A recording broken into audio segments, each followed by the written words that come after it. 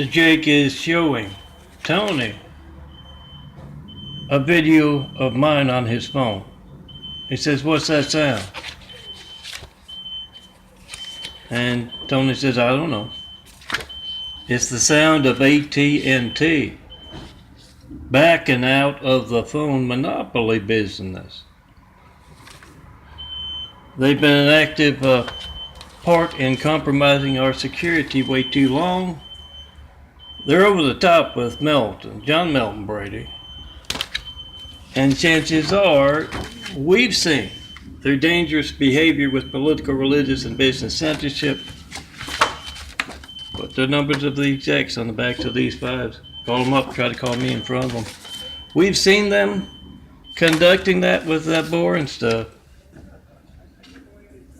Time to call them on it.